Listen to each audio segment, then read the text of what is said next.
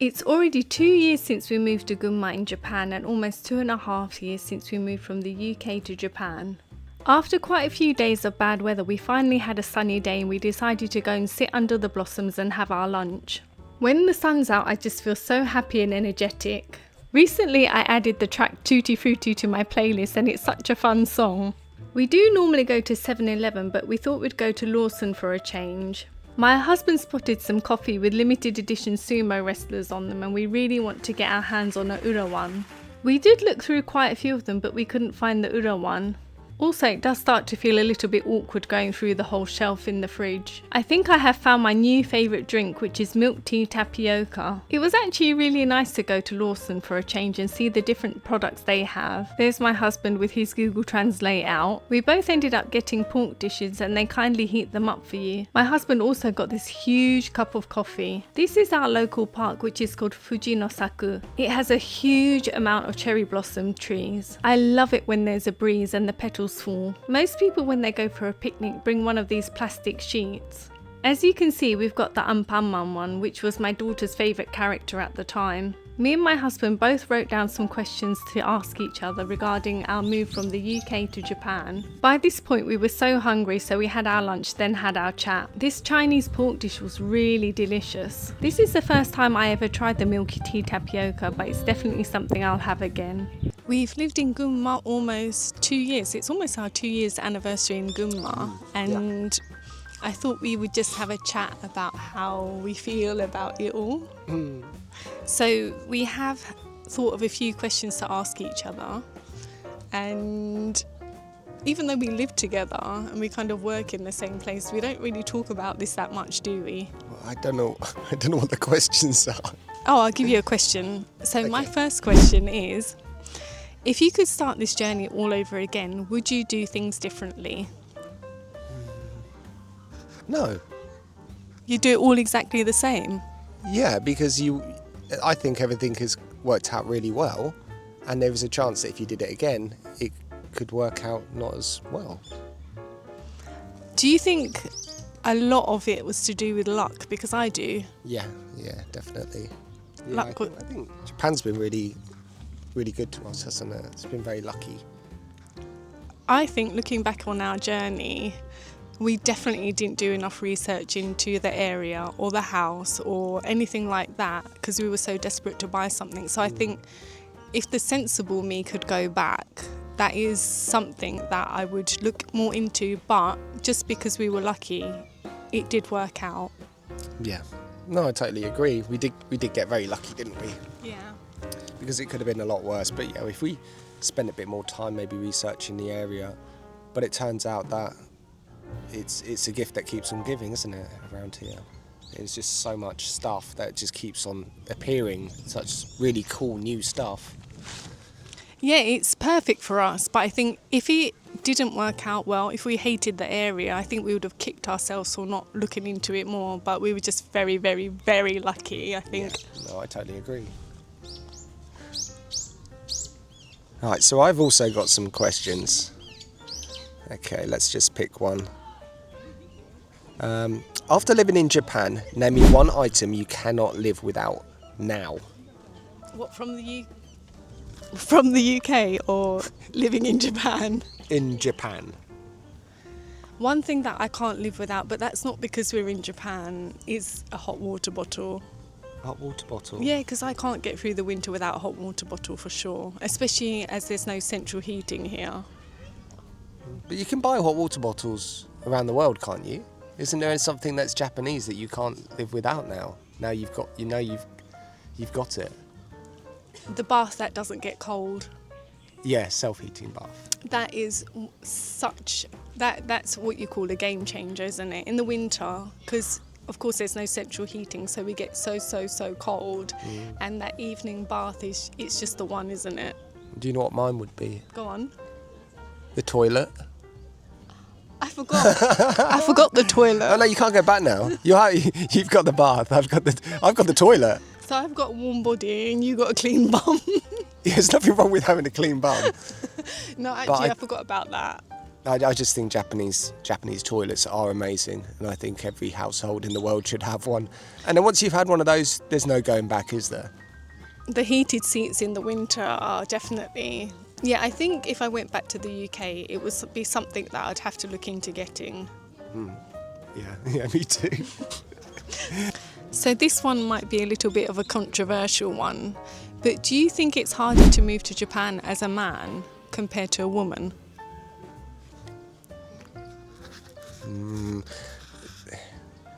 Yeah, I got to be careful what I say here, obviously. But my personal opinion is, in Japan, it's still quite sexist, and there is more power given to the man than the woman. So I think in that case that it could be a problem, especially if you're not used to it, like an equal rights country, and then you move to somewhere like Japan, you could feel a little bit small. So yeah, a bit of a difficult question, but I think that, unless you tried both roles, but I can see that Japan is changing, but it's so slow. It's really slow. It's always the man of the household, that kind of thing. So hopefully in the future things will maybe get a bit better. So do you think it's harder for a man or easier? I think it's possibly easier. But did you find when you came here kind of the pressure to be a man, the head of the household, the provider and all that kind of thing? Did you not feel that it was a lot of pressure on you?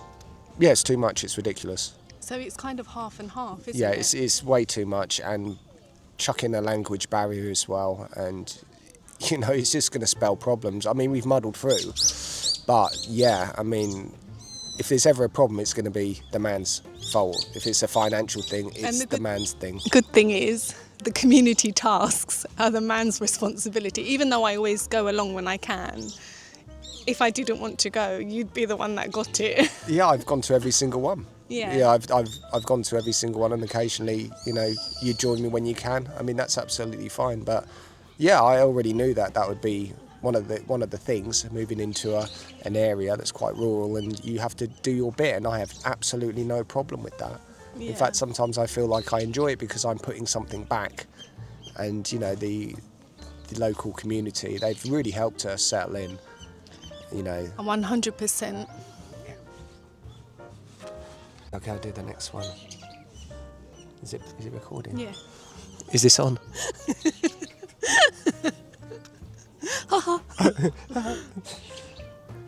Okay, another question. Japan loves limited edition food and drinks. Yes. If you could choose one to be available all year round, what would it be? That's a really tough one. I think I need a minute to think about that one. I'll give you 30 seconds. It could be something to do with Starbucks. The Earl Grey lavender, I think it was lavender and strawberry bouquet, hot tea with cream on it. that's way too posh for me. Mine's just a coffee with a splash of milk, a couple of sugars. What about yours? Because I'm a sucker for, if it's limited edition, I'll have to try it. It's probably why I'm eating all the time, because there's so many seasonal things here, aren't there? Yeah. But what would be your one? See, I don't have... If it was a drink, I could probably get something similar that I like all year round, because I don't go for those fancy flavours. But I do like when they do like celebration boxes of something. Like KFC do some amazing New Year's special chicken boxes, and the way that it's packaged and the way it's done makes me want to have that kind of special feeling all year round. But I know that if you too much of a good thing, and you won't be able to get excited anymore. So maybe it's just my fascination with chicken. And can I just rewind my answer? I've just thought of something else. Do you remember those lychee karinto that came out for Valentine's Day, and then we never saw them again? That's right. Okay, that I would love to have all year round, because they're the best karinto I've ever tasted. Yeah, for those that don't know what karinto is, it's like is it like pastry and then sugary snack, and sugar covered in sugar? Extremely sweet and crunchy as well. But this one was savoury. This one was lychee, rose, and then I think there was a plain just icing. But every White Day, Valentine's Day, keep going back to try and find them, and they're just nowhere to be seen. I've looked online, you looked online. Well, I've tried multiple times. I originally bought them and then I could never find them again, and I've tried looking online, so I thought I'd surprise you, but nothing. I can't find them anywhere in Japan, so I hope that manufacturer will bring them back in the future. That's what I was so excited about Valentine's Day coming, because I thought... Yeah, I even went back to the same shop and still nothing. So nowhere to be seen. My third question is, how would you feel if you were told you have to go back to the UK tomorrow? Sad. I don't feel that I've spent enough time here yet.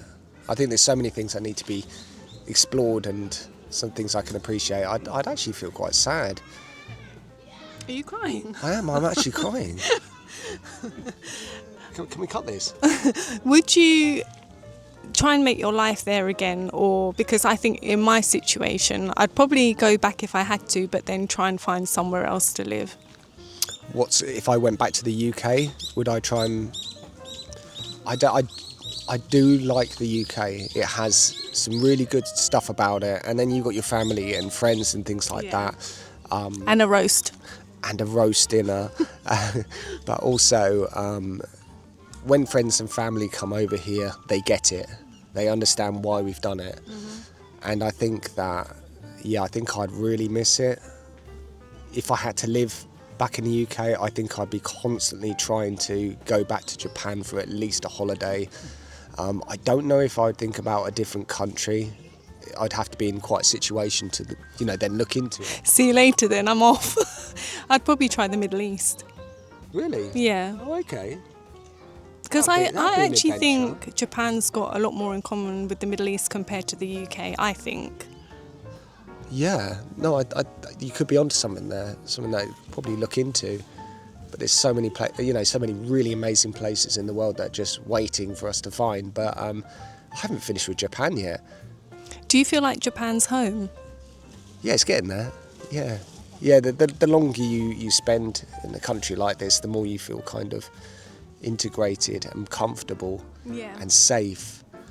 And without even thinking about it, it just happens, doesn't it? And I also think once our home is decorated, our house is decorated, it will become more homely. Yeah, I just can't wait. I can't wait for that when everything is in its right place and everything's nice, it's how you want it. And yeah, these things do take time. I mean, it takes time, and also it takes, a lot of finances to do things right. And okay, if it takes a little bit longer but it's done right, then so be it.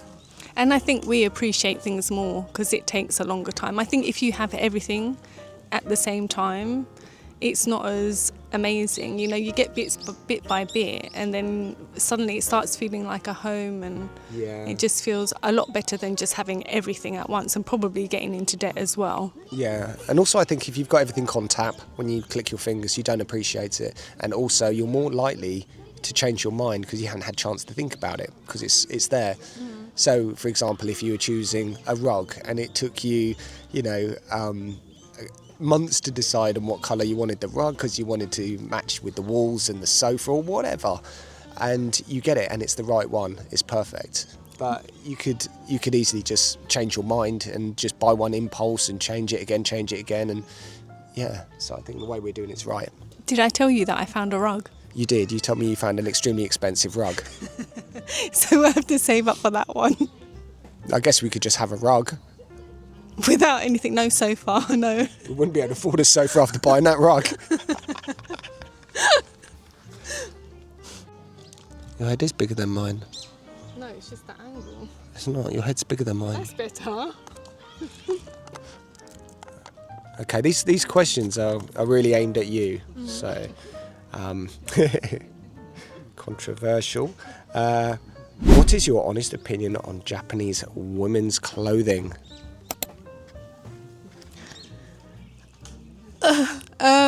It is something that I've struggled with, as you know, because the fashion is quite different compared to the UK, but I think I am starting to get used to it. I think that Japanese fashion is all about not really showing the body shape, but saying that, when I went to Takasaki the other day, which is more hip and happening maybe compared to Fujioka, there was a lot more shops that had maybe a bit of a Western feel to it, but then also I have to take into consideration my age. So I don't want to be walking around like a teenager.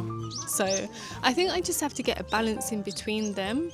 I see the mums at the nursery, they all look really nice. I don't know where they shop, and I don't have the courage to ask them yet, but one of my New Year's resolutions this year was to try and talk to more people, and that's not going well, but it's always in the back of my mind.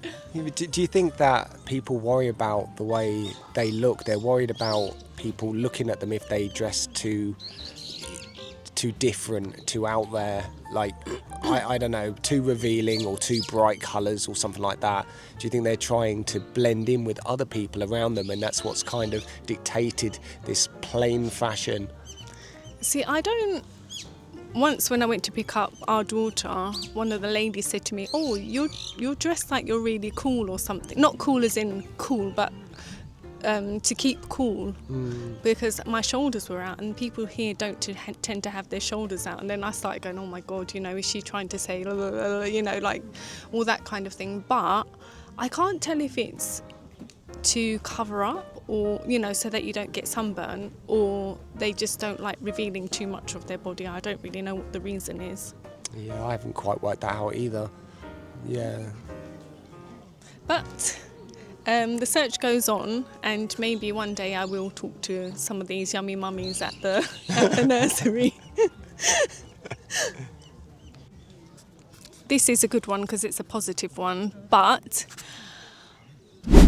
what is your favourite moment since you've moved to Japan? So that's the whole last 2.5 years.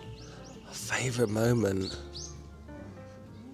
I've got a moment that's still going on, and that's watching our daughter grow up. It's quite emotional. But that's been amazing, the way she's grown and developed and learnt the language. Yeah, it's just so proud of her. Yeah, we were talking yesterday about her mannerisms, weren't we? How her mannerisms are very Japanese, and she really does look like she's grown up like just an ordinary Japanese girl, doesn't she? Yeah, that's right, and the fact that she's bilingual at such a young age is absolutely blown my marbles. I can't.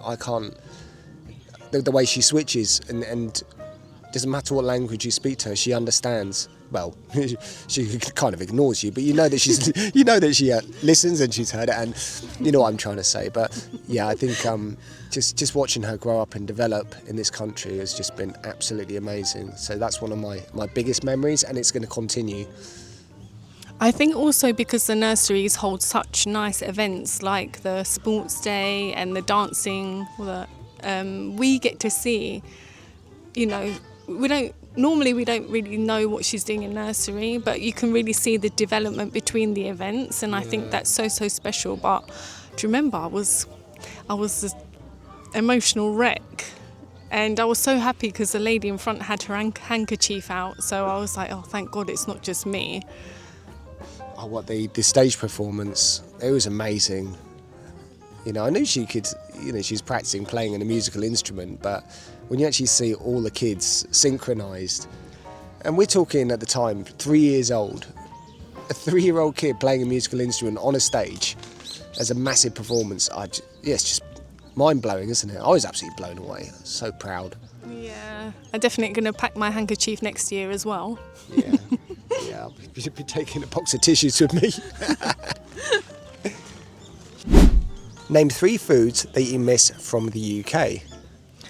These are probably going to be all confectionery because, hang on. I do miss a roast dinner. Oh, so do I.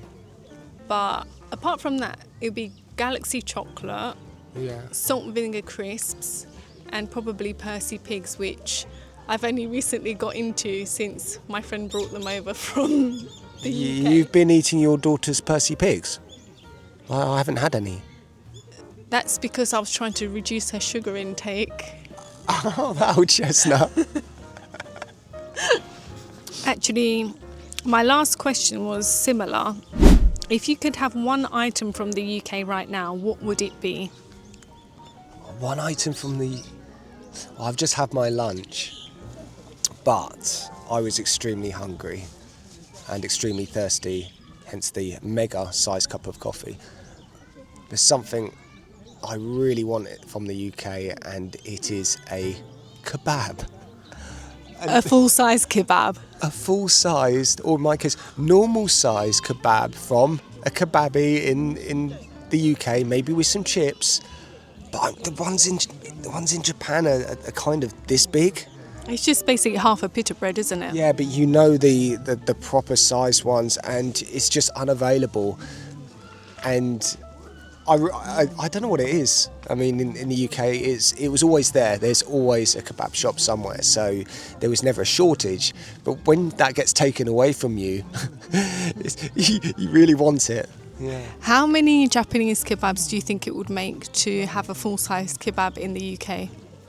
Probably 4, I'm reckoning. I really do think they're a quarter of the size of a large or extra large kebab in the UK. So yeah, it's quite disappointing. And I mean, I don't even know how much a kebab costs in the UK, but I expect it's going to be extremely expensive. But then probably the same price as 4 kebabs in Japan. So yeah. Saying that, I remember that an Arabic restaurant that I used to eat out at, that was really nice. And we haven't found Arabic food here, have we? No, we found one in Takasaki that we didn't go to. This had a shisha bar in there as well, and we went there and it was closed. Do you remember that? Yeah. And we've been meaning to go back there, so maybe that is a contender, but you'll have to, keep your viewers posted on that. I just miss having hummus and olives, and also, I forgot, the one thing that I really miss from the UK is definitely cheese. Yeah, there's absolutely no choice of cheese in Japan. There's a handful, isn't there? There was a guy that we met in the council offices, and he was a legend. He could speak English. He really helped us out, and he lived in Canada for a while, didn't he? And he was a chef. And we were talking about cheese, and he said, don't even get me started. He goes, yeah, in Japan it's cheddar, or cheddar. That is it. And, he went to Canada and had all these amazing cheeses and, ingredients to make really delicious meals. And, yeah, even he knew about it. But he also struggled, didn't he? Because it was like learning a whole new cheese dictionary that he'd never come across when he lived in Japan. Yeah, imagine that, going through your whole life and thinking that cheese was cheese. So just to finish up, where do you see yourself in 5 years' time? 5 years' time, I hope, still in Japan. There we go. And with a bigger workshop? See, I think the workshop at the moment, 3 cars? If I can get the workshop more organised and make better use of the room that I've got, I think I'd be happy. I mean, obviously, if business goes well and you start employing people, yeah, you will have to go to larger premises, but I'm not all about that. I kind of like having stuff compact and there, but yeah, I'd like to have a better equipped workshop. And maybe work on some better cars, but other than that, biggest thing is being settled in Japan and still being here in 5 years' time. That would be amazing. What about you?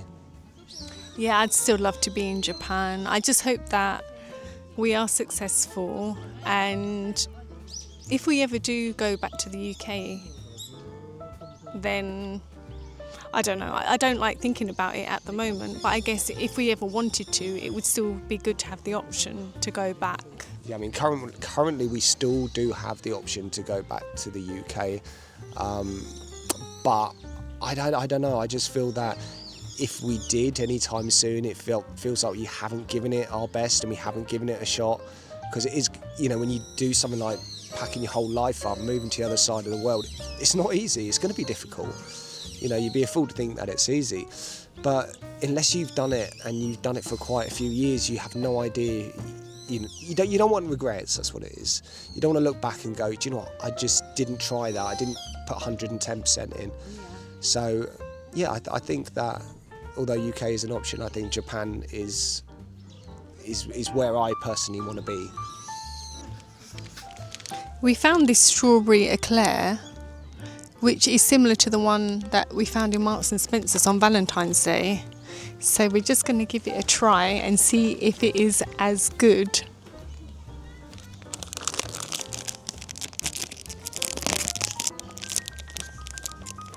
Oh, I can smell it already. Oh, It looks a bit of a lighter colour than the one in Marks and Spencer's. does look good though.